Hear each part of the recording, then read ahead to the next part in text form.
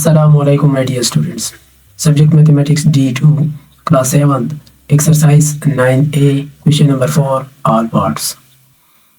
यहाँ पर स्क्रीन पर आपको क्वेश्चन नंबर 4 नजर आ रहा है, ठीक है। स्क्रीन पर जो आपको क्वेश्चन नंबर 4 दिखाई दे रहा है ना, तो इसको हम सॉल्व करते हैं। इसके सारे पार्ट्स हमने सॉल्व करना है, ठीक है। सॉल्व करने से पहले सबसे पहले इस क्वेश्चन को समझना है कि इस क्वेश्चन में क्या कह रहे हैं। गिवन दैट DAB मतलब DAB ये और DAB ये, ठीक है। ये क्या है? स्ट्रेट लाइन है। स्ट्रेट लाइन मींस 180 के बराबर है, ठीक है। स्ट्रेट लाइन 180, स्ट्रेट लाइन पर जितने भी एडजेसेंट एंगल्स होंगे ना, ठीक है, तो वो 180 उनकी समेशन 180 के बराबर होते हैं। फॉर एग्जांपल ये है और ये 180 के, ठीक है। सही है ना, समझ आया ना। ये दोनों लेने एडजेसेंट एंगल्स है, तो ये 180 के बराबर है, सही है। इस तरह फिर जब जरूरत पड़े तो फिर हम इसको ये तरीका अपनाएंगे। सबसे पहले इस क्वेश्चन को देख ले। Find the values. अभी कह रहे कि वैल्यूज मालूम कर ले, ये नहीं कह रहे कि एंगल्स मालूम कर ले, कह रहे कि वैल्यूज में A आ रहा है, B आ रहा है, C एंड D E इस तरह, ठीक है। Find the values of the unknowns in each of the following figures, ठीक है। नीचे आपको फिगर गिवन है, तो इन सब का आपने अननोन वैल्यूज मालूम करना है, ठीक है। तो क्वेश्चन नंबर 4 में पार्ट ए को सॉल्व करते हैं। सॉल्व करने से पहले अगर मेरे चैनल को नए आए हो, अभी तक सब्सक्राइब नहीं किया है, तो काइंडली सब्सक्राइब करें और अपने दोस्तों के साथ भी शेयर करें, ठीक है। क्वेश्चन नंबर 4 ए पार्ट। क्वेश्चन नंबर 4 में पार्ट ए को देखिए। यहाँ पर सबसे पहले मैं आपको कुछ ये वाला जो है ना, ये वाला एंगल, ठीक है, मतलब ये एक्सटर्नल एंगल है ना, मतलब इस ट्राइंगल के बाहर वाला एंगल है, एक्सटर्नल है, ठीक है, सही है। तो इस एंगल को, इस एंगल, ये वाला एंगल ना, ये वाला एंगल, इसके फ्रंट पे जो ये दो एंगल्स आपको दिखाई दे रहा है ना, ये, ठीक है। तो इन दोनों को जब जमा कर ले तो ये इस एंगल के बराबर होता है, ठीक है। एक ये तरीका है, फर्स्ट मेथड जो आपके बुक में थ्योरी में आपको गिवन है, ये वाला मेथड है कि ये एक प्रॉपर्टी है, इसको समझ ले। ये एक्सटर्नल एंगल, ठीक है, ऑफ दिस ट्राइंगल, ठीक है। अब इस ट्राइंगल का ये वाला एक्सटर्नल एंगल, तो इसके फ्रंट पे ये वाला साइड है, ये बस मैं आपको आसान तरीके से समझा रहा हूँ। एक्सटर्नल एंगल की साइड पर इस फ्रंट पे ये दो एंगल्स दिखाई दे रहे हैं, मैं आसान तरीके से समझा रहा हूँ, बस बाकी बातें छोड़े, ठीक है। इन दोनों को जमा कर ले तो ये इस एंगल के बराबर होगा। आप चेक कर सकते हैं, ठीक है, बुक में गिवन है, सही है। तो मैं क्या करूँगा, इसको इस तरह करूँगा कि एंगल ए, ठीक है, वो 55 डिग्री प्लस 47 डिग्री, ठीक है। तो यहाँ पर मैं एक्सटर्नल एंगल्स, ठीक है, एक्सटर्नल एंगल्स ऑफ ट्राइंगल, ठीक है, इस ट्राइंगल के, सही है। ये इस तरह, समझ आया, ठीक है। अगर इस तरह हो, फॉर एग्जाम्पल सवाल पैदा होता है, चलिए ये एक्स्ट्रा पॉइंट भी मैं आपको दिखा दूँ, समझा दूँ। सर इसी तरह, बिल्कुल सेम इसी तरह कोई और एंगल है। चलो ऐसा करते हैं कि मैं ये वाला एंगल लेता हूँ, ये एक्सटर्नल एंगल है। जब ये एक्सटर्नल एंगल हो तो इसके फ्रंट पे ये साइड है ना, ये मैं अपनी तरफ से कंसेप्ट बता रहा हूँ। तो इसके लिए आपने ये एंगल और ये एंगल लेना होगा, ठीक है, सही है। अगर फॉर एग्जांपल ये वाला एंगल हो ना, इस तरह, एक मिनट, ये साइड ये इस तरह हो, ठीक है, ये वाला हो, तो इसके फ्रंट पे क्या है, एक ये है, दूसरा ये है, तो फिर ये दोनों लेंगे, ठीक है, समेशन में, सही है। उम्मीद है आपको समझ आ चुका होगा, ठीक है। अच्छा, तो ये हुआ। अब इन दोनों को जमा कर ले तो ऐसे क्या आ रहा है, इन दोनों को जमा कर ले 102 डिग्री, ओके, और इस तरह ए डिग्री इक्वल टू 102 डिग्री मालूम हो गया। ए पार्ट सॉल्व हो गया। अब बी पार्ट करते हैं। बी पार्ट करने से पहले उसको समझ ले, ठीक है। अब यहाँ पर देखिए, गौर से देखिए, ये इधर बी मालूम करना है और सी भी मालूम करना है। बी एंड सी दोनों हमें मालूम करना है। पहले ऐसा करते हैं कि मतलब ये इस फिगर को आप गौर से देखिए, एक ट्राइंगल ये है, दूसरा ट्राइंगल ये, ठीक है।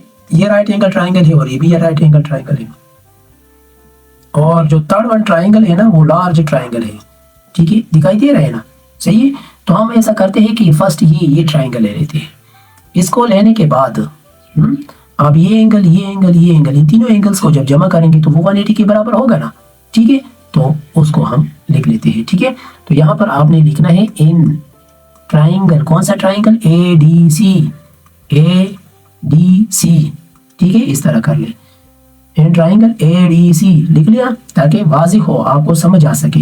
हाँ, अब क्या है, एंगल ए, ठीक है, angle A plus angle D plus angle C equal to 180 degree, ठीक है, 180 डिग्री। अब इधर इन तीनों एंगल्स को हम जमा कर लेते हैं, ठीक है। एंगल सम ऑफ ट्राइंगल इस तरह हुआ, सही है। अब यहाँ पर वेयर आप लिख ले, वेयर एंगल ए की वैल्यू क्या है 90 डिग्री और एंगल डी की वैल्यू क्या है 50 डिग्री और एंगल सी की वैल्यू क्या है 20 डिग्री, ठीक है। अब ये तीनों वैल्यूज इधर पुट कर रहे हैं, ये 90 डिग्री है और ये 50 डिग्री है और ये 20 डिग्री है, ठीक है, इक्वल टू 180 डिग्री। अब इन दोनों को जमा कर ले, 180 माइनस इन दोनों को सब्ट्रैक्ट कर ले, ठीक है, वो साइड पर ले जाए तो ये दोनों सब्ट्रैक्ट हो जाएंगे ना, 90 डिग्री माइनस 50 डिग्री, ठीक है। तो इन दोनों को इससे सब्ट्रैक्ट कर ले तो इसे क्या आएगा, जब सब्ट्रैक्ट करेंगे तो ऐसे आएगा 40 डिग्री, ठीक है। तो ऐसे सब्ट्रैक्ट कर ले, आप इस तरह कर सकते हैं, माइनस 90 इसे 90, ठीक है, फिर 50 तो इसे 40 डिग्री इस तरह कर सकते हैं, ठीक है। अच्छा, तो ये हो गया, ये बी मालूम हो गया। अब नेक्स्ट है सी, मतलब सी मालूम करना है, ये मालूम करना है, ठीक है। तो इसके लिए भी यही तरीका, एंड ट्राइंगल ये इन तीनों को जमा कर ले, ठीक है। अब इसके लिए आपने क्या करना है, यहाँ पर लिखना है एन ट्राइंगल, इधर लिखिए एन ट्राइंगल क्या है, ए बी सी, ये वाला ट्राइंगल, ठीक है।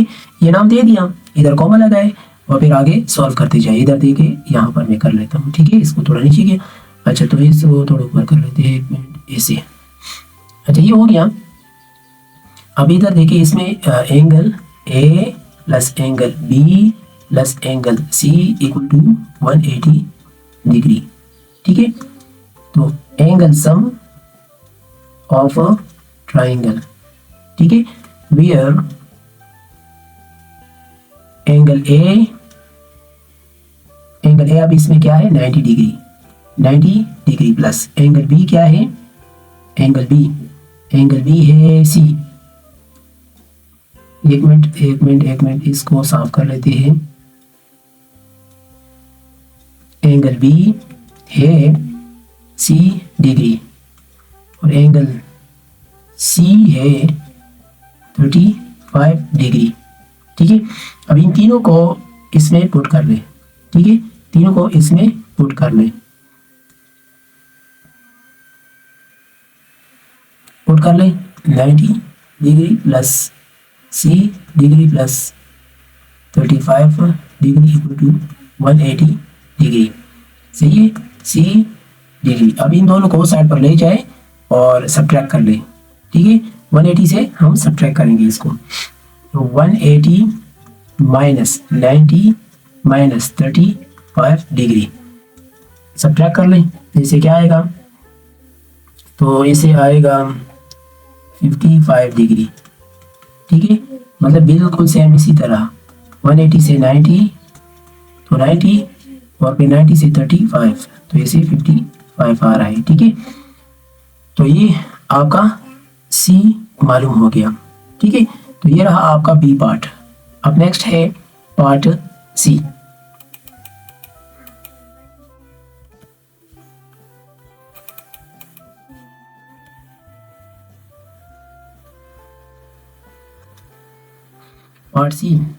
पार्ट सी में देखिए यहाँ पर डी मालूम करना है, ई मालूम करना है और इधर भी ई मालूम करना है, ठीक है।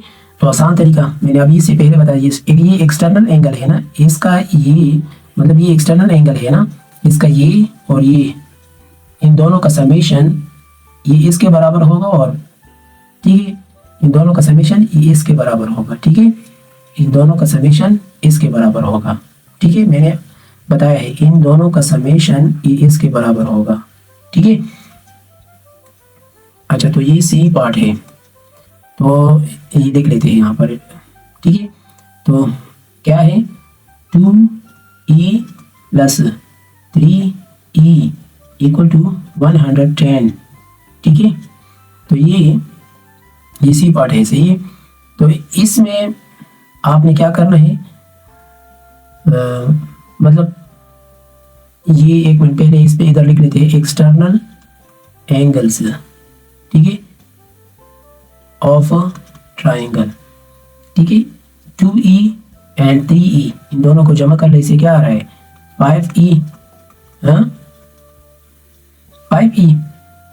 अच्छा तो 5e हो गया, अब ये भी 5 पर डिवाइड कर ले और इसे भी 5 पर डिवाइड कर ले, ठीक है। तो इसे भी अगर 5 पर डिवाइड किया जाए तो इसे क्या आएगा, मतलब 5 पर डिवाइड कर ले तो इसे 22 आ रहा है, 22 आ रहा है, सही है, ठीक है। अच्छा तो अब नेक्स्ट डी मालूम करना है। डी मालूम करने के लिए मैं क्या करूँगा, ऐसा करूँगा एडजेसेंट एंगल वाला तरीका, इन दोनों को जमा कर ले वो 180 के बराबर ले, वो वाला तरीका, ठीक है। तो मैं ऐसा करता हूँ कि क्या है डी है ना, डी प्लस 110 इक्वल टू, ठीक है डी प्लस 110 इक्वल टू तो 180 डिग्री, सही है।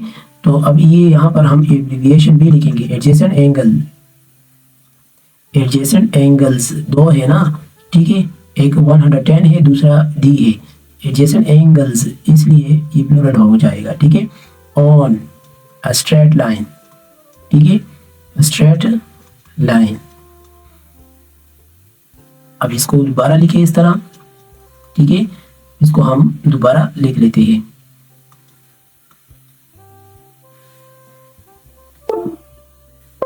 अच्छा इसको हम दोबारा लिख लेते हैं, इस तरह लिख लें,